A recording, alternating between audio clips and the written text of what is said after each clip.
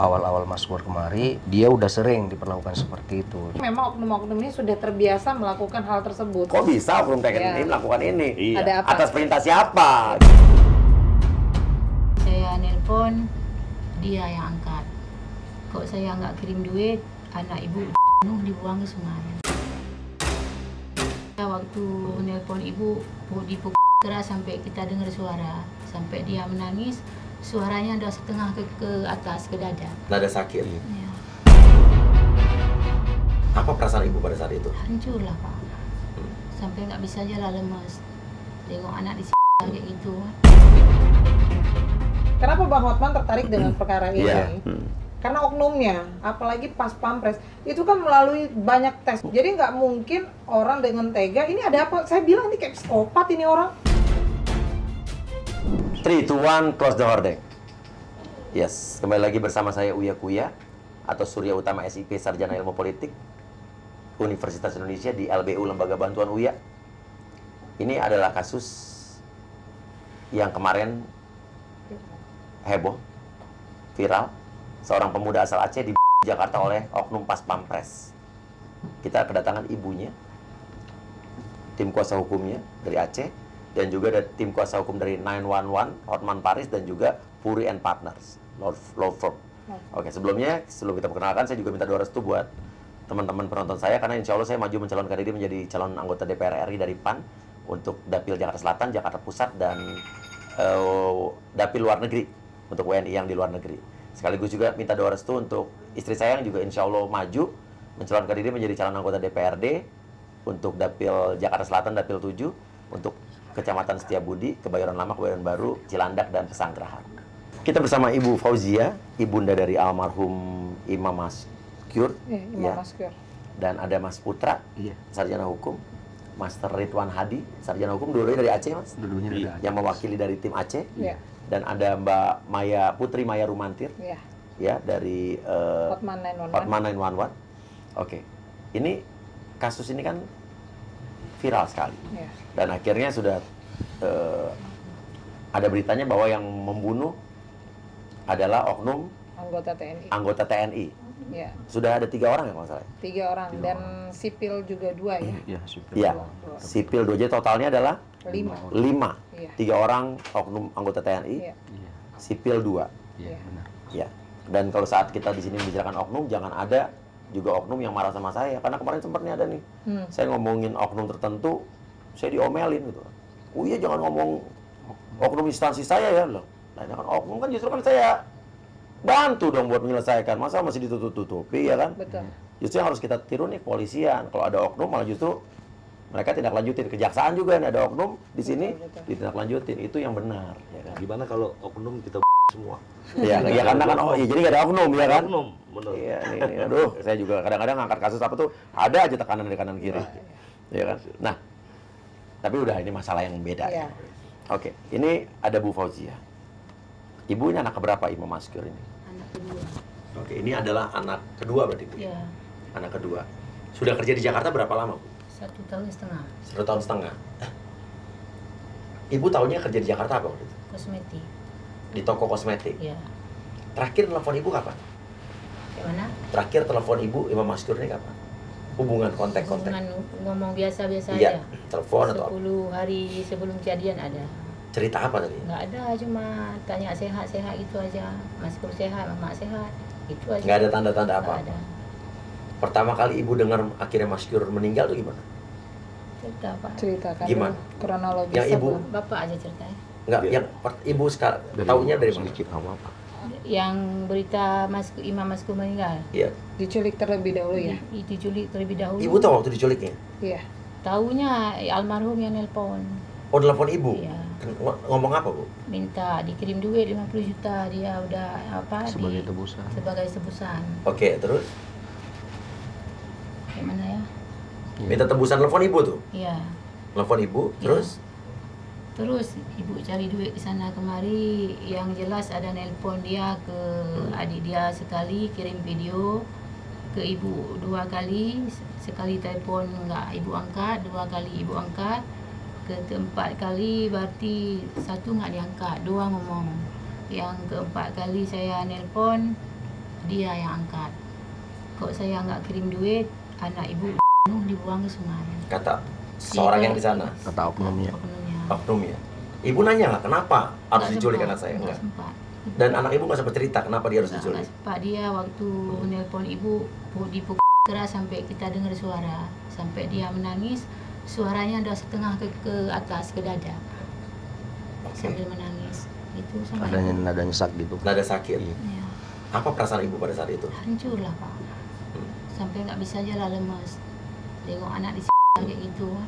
Walaupun kita ibu nggak sampai hati nengok video, suara aja udah tahu kayak mana rasanya. Sempat dikirim video penyiksaan itu. Ke adik dia dikirim. Apa katanya? Enggak ibu nggak lihat, nggak sanggup. Kita lihat videonya. Peng mau 2 juta apa buka mama apa? Dek, kirim peng mau 2 juta buka mama apa? Dek, kirim peng mau 2 juta buka mama apa? Abang kaipo. Jadi itu video dikirim ke keluarga, Iya. Ke adiknya ya. ke adiknya. Terus keluarga pada saat itu yang lain gimana? Kami kan sibuk cari duit ke sana kemari, pinjam sana sini kan nggak ada duit dalam 2 menit, 5 menit 50 juta. Itu nggak ada tahu jam berapa, yang pasti telepon terakhir ibu ke yang angkat dia jam setengah 10. Udah Malam, habis setengah 10 malam Yang ya. dibilang apa? Ya itu nggak dikirim duit, yang singkat aja saya bilang ya, nggak buang ke sungai. Jadi dia bilang kalau tidak dikirim 50 juta Iya. hari ini, Dia nggak bilang 50 juta, Oh. cuma dibilang kok ibu nggak sayang anak, nggak kirim duit, duit tebusan berarti ya? ya dibuang ke sungai, Anak ibu dibuang ke sungai. dibuang ke sungai. Oke, duitnya diminta 50 juta tapi kan? Maskur yang ngomong. Maskur Nominal apa? dari omong Imam Maskur sebelumnya Imam Oke, Maskur ditelepon. yang bicara Iya. bahwa minta Minta 50 juta. 50 juta. Terus si penculik oknum ini bilang kalau tidak kirim Iya, duit, seperti itu. berarti uang tebusan 50 juta berarti kan? Iya. Anak ibu akan dibuang ke sungai. Iya. Jadi sudah ancaman awalnya Iya. itu ya? Iya. Iya. Oke. Terus habis itu ibu nggak dengar kabar ya? Berapa lama nggak dengar kabar? Sampai ketemuannya dia nggak ada kabar lagi. Oh, sampai ketemu akhirnya? Itu tanggal berapa Bu dia telepon? Seperkiraan tanggal Di tanggal 12. Tanggal 12 ya, malam teleponnya kejadian. tanggal 12 malam kejadian, tanggal 12 itulah dia di ya udah nggak ada lagi. Jadi Bang Uya Iya. sebenarnya sebelum kejadian ini sudah ada histori juga sebelumnya. Apa tuh? Jadi sudah pernah Juga juga pernah diculik. dirampas. Imam Maskur ini udah Iya, pernah diculik lagi sebelumnya? dan teman-temannya. Oke, dan teman-teman, jadi ada Iya. orang lain yang diculik juga? Iya, iya. Jadi Bang Putra lah cerita biar. Gimana kita Bang ya. Putra? Iya, kalau informasi dari keluarga terdekatnya Maskur, sebelumnya Maskur pernah dilakukan hal yang sama, minta tebusan di 13 juta. Terus kan Maskur baru 1,5 tahun nih Mas, dia di Jakarta. Awal-awal Maskur kemari, dia udah sering diperlakukan seperti itu. Cuman Maskur belum bisa ngebedain ini yang mana oknum polisi atau ini perampok gitu. Oke.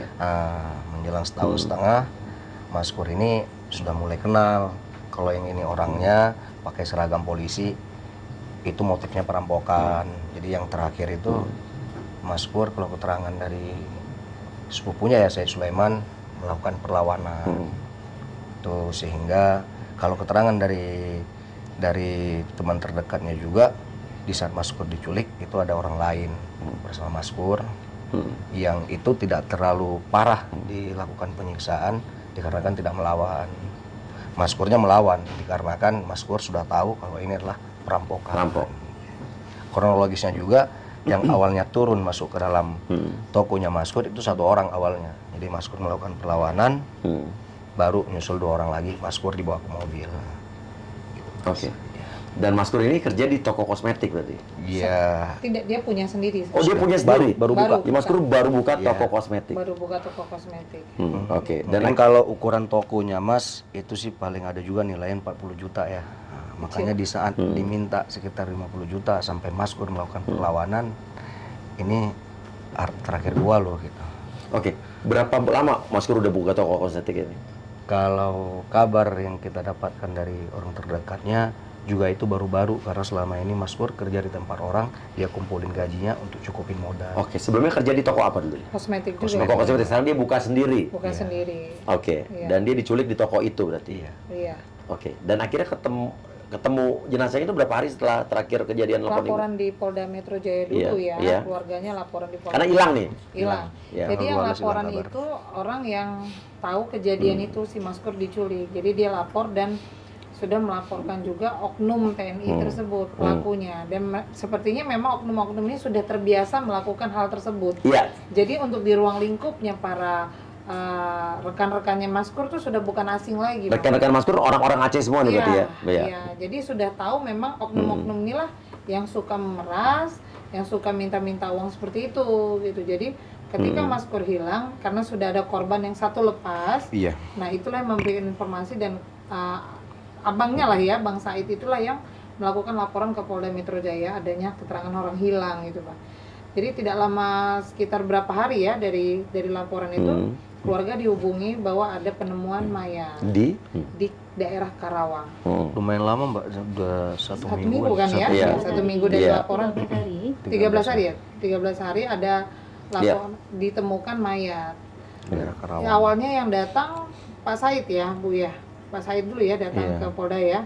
Tapi karena untuk meyakinkan harus orang tua datang, akhirnya orang tua dan calon istrinya Maskur datang ke Jakarta. datang ke Jakarta langsung ke rumah sakit Karawang Dan memastikan itu Maskur. Iya ya, tapi ibu tidak lihat, tidak sanggup ibu melihat katanya karena pacarnya Kondisi aja yang jenazahnya melihat. udah ini. Dibuang di mana pada saat itu? Di sungai, Bang. Ada videonya, udah ada juga videonya, beredar. Iya. fotonya. Oke, kita bisa lihat. Oke, akhirnya ditemukan di situ. Iya. Nah, sampai akhirnya ini terungkap bahwa oknum TNI, oknum Pas Pampres ini yang melakukan itu gimana ceritanya?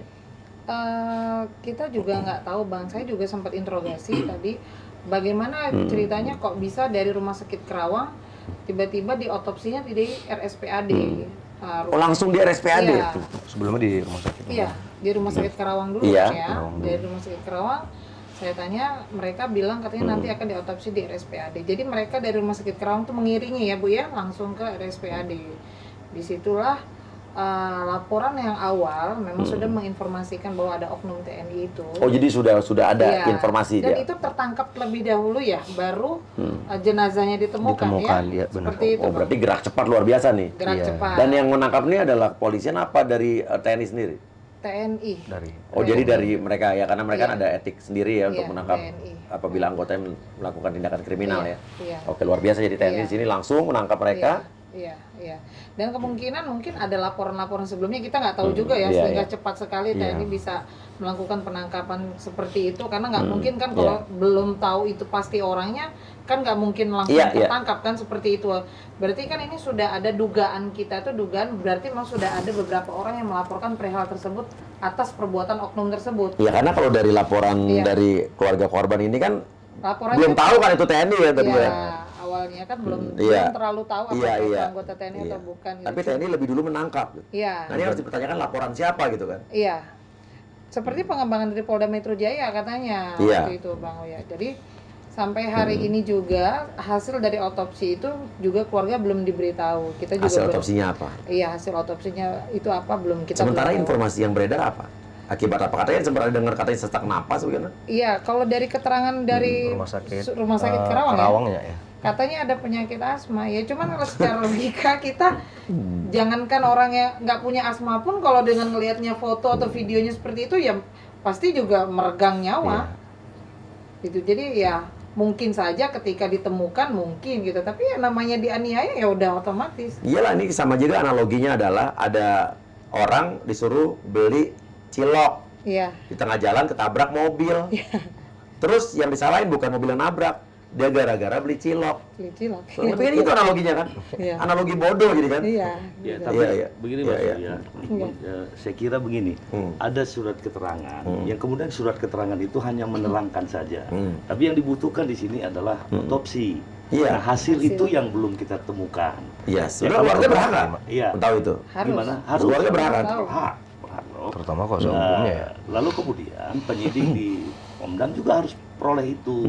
Dan informasi terakhir dari Pomdam Iya. Juga masih menunggu. masih menunggu hasil otopsi ini. Nah, ini yang terus kita coba untuk lebih transparan lagi. Nah, agar semua proses penyidikan ini bisa berjalan Dengan cepat juga, dengan dengan cepat, baik ya. Karena memang ini tidak bisa ditolerir ya di seluruh Indonesia, terutama respon masyarakat Aceh dengan perlakuan seperti ini, saya kira ini sebuah perbuatan yang sangat sadis. Keji. Ya, keji sekali, ya penganiayaan sampai menghilangkan nyawa merenggut nyawa. Bayangkan seorang anak muda yang ini menjadi tulang punggung keluarga, itu diambil Dengan paksa. kehidupannya.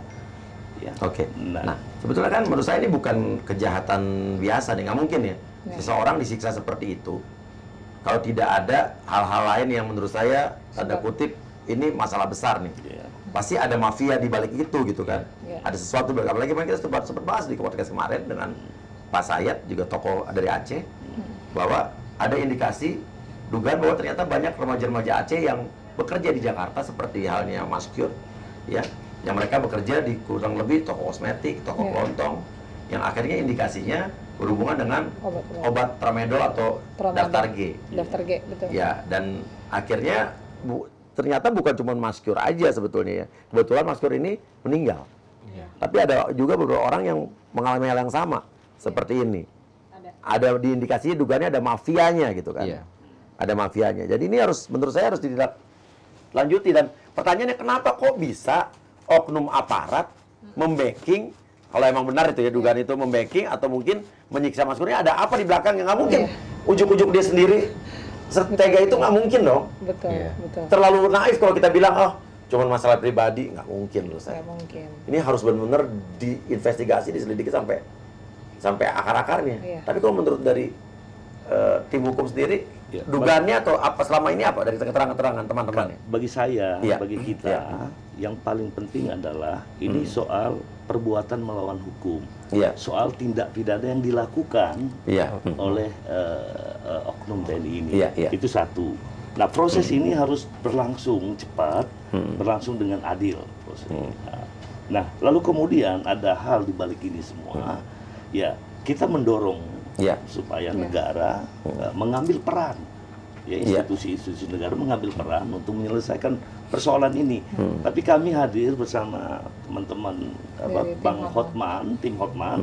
Yang penting adalah pasal yang dilanggar, perbuatan melawan hukum, perbuatan pidana ini harus ditegakkan. Betul. Ya, jadi keadilan harus tegak, sekalipun langit harus runtuh. Kan Iya. gitu. Betul. Iya. Apa kita? Iya. Nah, jadi gitu Mas Kuya. Ya, kedua, fase kedua, lalu kemudian kita mencoba untuk menyelesaikan di balik ini, saya kira itu Yang tanda kutip tadi. Iya, tanda kutip tadi, itu persoalan kedua. Iya. Tapi hari ini kita coba Kasus lihat ibu, personalnya dulu ya. ya, ibu, keluarganya, kemudian masyarakat Aceh, bahkan masyarakat Indonesia. Selesaikan ini dulu, Mas Kuya. Kemudian kami tentu ya tidak diaduk, tidak boleh dicampur. Iya. antara Itu proses ini persoalan. dari persoalan Iya, lain iya, ya. iya. Tetapi Tapi harus sampai apapun, tuntas, sampai ke akarnya sampai ini, ke iya. akarnya. Ya, persoalan latar belakang apapun, pembunuhan tidak ditolerir, Iya. penyiksaan tidak ditolerir, tidak ada kemanusiaan di sini. Iya. Ini kita selesaikan, Mas Iya, Kuya. iya. Kami begitu Iya, pendapat betul. kita. Setuju. Ya. Karena menurut saya selanjutnya adalah kok bisa oknum TNI Iya. melakukan ini? Iya. Ada apa? Atas perintah siapa Betul. gitu kan? Kenapa bisa begitu? Ada siapa? Itu yang harus Iya. diselidiki. Betul. Karena ini masalah serius. Apalagi itu kan? Ini kan juga kabarnya kemarin dari Pak Sayat juga di podcast saya kemarin. Hari ini ada eksodus besar-besaran pemuda Aceh balik ke Aceh dari Jakarta.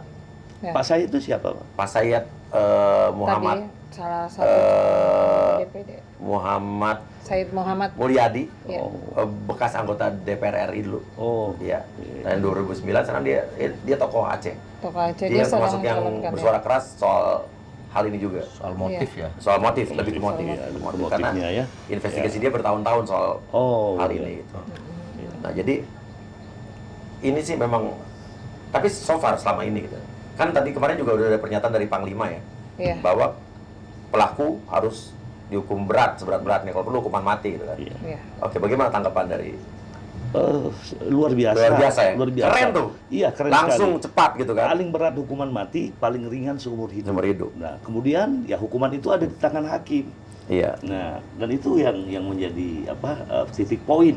Kayak pertanyaannya kalau ini adalah oknum TNI, pengadilannya di pengadilan Militer. negeri apa militer? Pengadilan militer. Pasti militer kan? Pengadilan militer. Oke. Pengadilan Kita militer. akan bandingkan nih Iya. pengadilan militer Sama sama pengadilan pengadilan umum, negeri. ya. Disinilah kita akan lihat bagaimana Betul. kredibilitas pengadilan dua ini diuji. Kita lihat. Iya. Kalau udah vonis, nanti ada banding apa enggak? Ya. Iya. Kalau yang satu lagi bandingan Seumur diskon hidup. Shopee tuh. Ya kan? Kalau militer gimana? Iya. Berarti kalau misalnya militer nanti tegak Tetap lurus, tegak lurus. tetap mati seumur hidup, lebih canggih militer. Betul. Pengadilan negeri harus berkaca, bukan kita banding-bandingkan. Ini Betul. tantangan loh Iya. buat penegak hukum kita, bener nggak? Benar. Bukan ojo dibanding-banding, ini justru tantangan. Setuju Iya kan? itu, Bang. Setuju nggak? Karena memang Iya. hukum kita saat ini ya tumpulnya itu ke bawah, tumpulnya itu ke atas, Iya. tajamnya ke bawah gitu. Iya. Jadi ya percuma kalau kita melapor aja salah satu pelaku kejahatan aja tidak ditahan ya. Itu sudah Iya. banyak terjadi Bang ya. Apalagi untuk kasus pembunuhan itu tidak boleh ditolerir. Karena Betul. dengan gampang, dengan tanpa hati dia bisa membunuh manusia selayaknya kayak binatang aja, kita kasihan mau binatang. Apalagi yang melakukan aparat, Gitu. Iya. Iya. ya kan? Dan pas pampres lagi. Pas pampres lagi. Ini kan tanda kutipnya apa nggak ada tes khusus masuk pas Ngeri pampres. jadi presidennya juga kan? Betul. Kalau saya jadi presiden ngeri loh pas pampres gitu loh. Pas pampres bener. Tes kejiwaan nggak sih Iya, itu bisa. iya, secara Jangan juga nanti psikologinya dites. ya. Bener. Bang, ini perlu diketahui jangan Iya. sampai nanti pura-pura gila lagi dia dites. Iya, itu udah Dan yang sering. udah-udah sering aja ada pura-pura ini, pura-pura Nah, itu. itu yang makanya kenapa Bang Hotman tertarik dengan perkara ini? Iya. Karena oknumnya. Sangat Mungkin sehat. kalau orang biasa nggak terlalu tertarik Iya. beliau. Tapi karena ini ada oknum, apalagi pas pampres, itu kan melalui banyak tes untuk menjadi seorang calon Iya, pas iya, pampres. iya, iyalah. Betul ya? Jadi nggak mungkin orang dengan tega, ini ada apa? Saya bilang ini kayak psikopat ini orang. Ngeri. Saya malah jadi mengkhawatirkan keselamatan presiden kita kok pas pampresnya begitu kan? Betul. Bisa-bisa Iya. dibegal sendiri di jalan. Ngeri. Benar-benar ya, makanya kalau dasar ada penyebabnya mengenai obat-obatan itu tadi, itu yang akan kita serahkan lagi kepada penyidik. Iya, untuk melanjutkan kasus ini Untuk menyelidiki melanjutkan, ya. menggali lagi. Iya. Tapi apapun dasarnya tidak boleh memperlakukan manusia Oh, tidak dibenarkan, semaunya. tidak dibenarkan sama Penyiksaan sekali. dan pembunuhan tidak tolerir. Iya. Jadi bendera kesetaraan hukum, Iya. equality before the law, Iya. ini kita pancangkan di sini ya, Betul. Mas Uya. Iya. Kita kibarkan Betul, setuju. equality before the law. Jadi semua di mata hukum itu sama. Sama. Sama. Apalagi ini di masa terakhir pemerintahan Pak Jokowi ini harus dilihat nih. Iya. Harus ditunjukkan bahwa kan Pak Jokowi selama ini hebat nih kan, tingkat kepercayaannya tinggi. Ini mudah-mudahan kalau benar-benar ditegakkan bisa membuat tingkat kepercayaan pada Pak Jokowi lebih tinggi lagi. Ya kan? Jadi saya melihat Ya, proses ya. ini masih berjalan cukup baik. Iya, so far baik ya, ya. So far baik. Apalagi dari Panglima TNI ada Ada statement seperti itu sangat Mudah-mudahan sangat menarik ya. di bawah kawalan 911. Putri, Mbak Putri, ini ya. kita hadir membantu, Harus. ya, karena memang empati kita Ya. sebagai masyarakat Aceh. Saya kira ini mudah-mudahan doa Mas Kuya juga Sama-sama.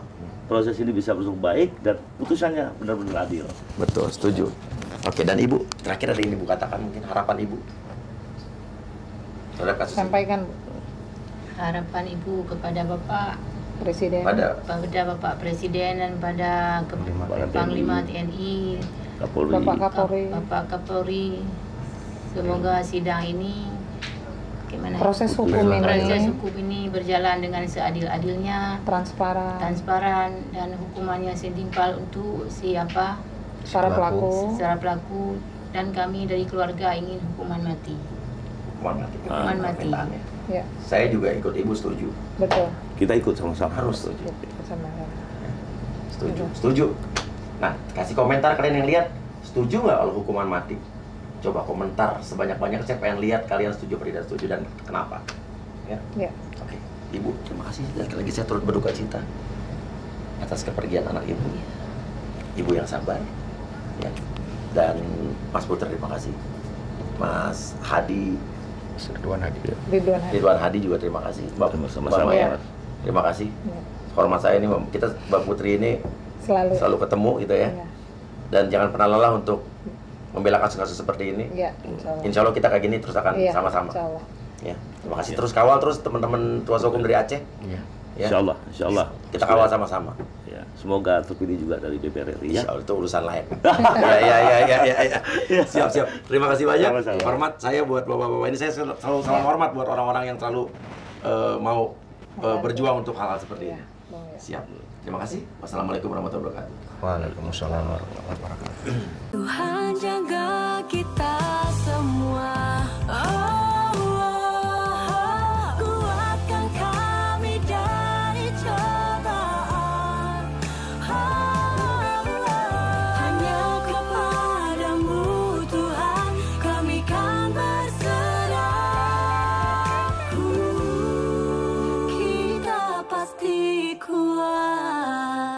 Indonesia jangan menangis.